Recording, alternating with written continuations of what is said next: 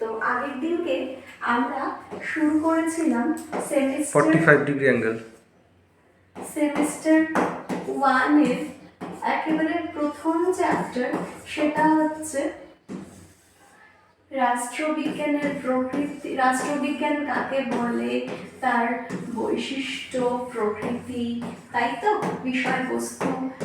এবং আমরা আজকে কিন্তু পড়ব নতুন একটা চ্যাপ্টার, যেখানে বলা হচ্ছে কি রয়েছে, সেখানে রয়েছে রাষ্ট্র একটা প্রাইমারি কনসেপ্ট বা একদম প্রাথমিক ধারণা এবং এবং তার সংজ্ঞা।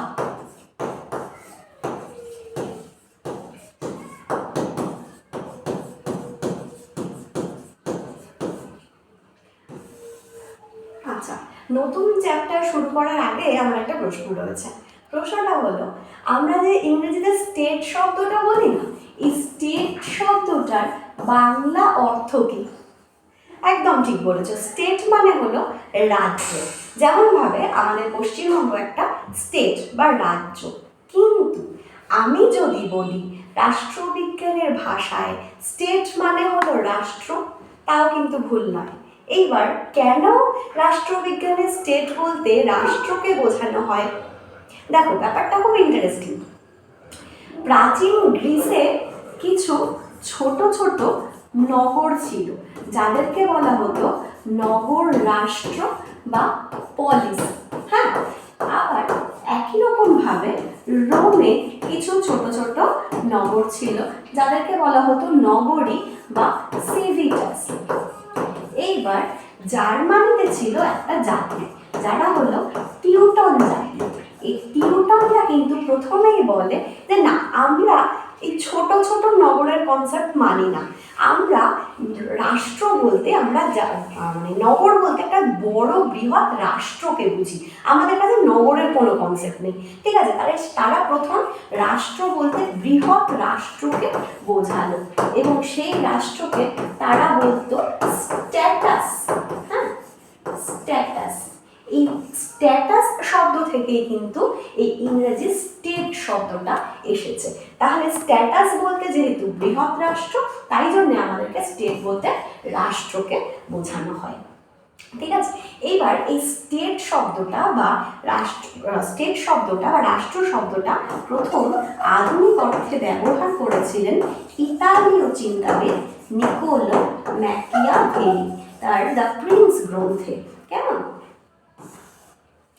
তো এই অবধি বোঝা গেল 1532 সালে তার প্রথম গ্রন্থটি প্রকাশিত হয়, সেটা হচ্ছে দ্য প্রিন্স। তাহলে এই অবধি বোঝা গেল যে আমাদের রাষ্ট্র শব্দটা কোথা থেকে এসেছে। দেখো, এই প্রত্যেকটা, যেহেতু তোমাদের এবারের পরীক্ষাটা এমসিকিউ বেস ফার্স্ট সেমিস্টারে, সুতরাং এই সবকটা পয়েন্টই কিন্তু এমসিকিউর জন্য ভীষণ ইম্পর্টেন্ট। আচ্ছা, এরপরে আমরা পরের অংশটাতে আসি, সেটা হচ্ছে রাষ্ট্রের সংজ্ঞা। রাষ্ট্রের সংজ্ঞা সংজ্ঞা বলতে গেলে দেখো, প্রথমেই বলবো যে রাষ্ট্রের প্রচুর সংজ্ঞা রয়েছে, এবং ডেভিড ইস্টন বলছেন যে রাষ্ট্রের প্রায় 145টি সংজ্ঞা রয়েছে। এবং ইন্টারেস্টিংলি এই একটা, তিনি বলছেন যে একটা সংজ্ঞার সঙ্গে অপর সংজ্ঞার কোনো মিল নেই। যেমন ধরো, আমরা যদি প্রথমেই রাষ্ট্রবিজ্ঞানের জনক অ্যারিস্টটলের কথা ভাবি, তাই তো আমরা জানি রাষ্ট্রবিজ্ঞানের জনক অ্যারিস্টটল। এবার যদি আমরা তার কথা ভাবি, তিনি বলছেন যে রাষ্ট্র কি? রাষ্ট্র হলো স্বয়ংসম্পূর্ণ এবং স্বাবলম্বী জীবনযাপনের উদ্দেশ্যে সংগঠিত পরিবার বা গ্রামের সমষ্টি। পরিবার এবং গ্রামের সমষ্টি।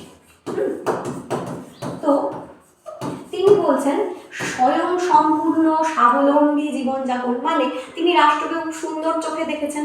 আবার উল্টো দিকে কার্ল মার্কসের কথায় যদি আসি, তিনি বলছেন রাষ্ট্র হলো এমন একটি নিপীড়ন বা শোষণের যন্ত্র, যার দ্বারা মালিক শ্রেণী বা পুঁজিপতি শ্রেণী সর্বহারা শ্রেণী বা শ্রমিক শ্রেণীকে শোষণ করে থাকে। তাহলে তিনি কি বলছেন? রাষ্ট্রকে নিপীড়নের যন্ত্র বলছেন। তার মানে রাষ্ট্রকে তিনি খারাপ দৃষ্টিভঙ্গিতে দেখেছেন। এবার দেখো, কেউ ভালো বলছে, কেউ খারাপ বলছে। আমাদের তাহলে কি দরকার? একটা সর্বজন রাজ্য সংজ্ঞা। এই সর্বজন রাজ্য সংজ্ঞাটা কে দিয়েছেন গার্নার। হ্যাঁ, এই গার্নার এমন একটা সংজ্ঞা দিয়েছেন যে সংজ্ঞাটা খুব ইম্পর্টেন্ট, কারণ সেই সংজ্ঞাটা, শুধুমাত্র এই সংজ্ঞাটা পড়লে কিন্তু আমরা এই চ্যাপ্টারে আছে রাষ্ট্রের বৈশিষ্ট্য, সেই বৈশিষ্ট্যটা পুরোটাই জানতে পারবো।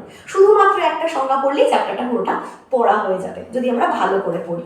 তাহলে গার্নারের সংজ্ঞাটায় আমরা আসি।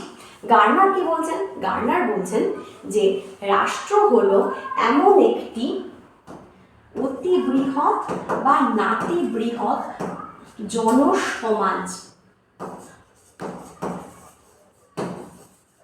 যা একটি নির্দিষ্ট ভূখণ্ডে স্থায়ীভাবে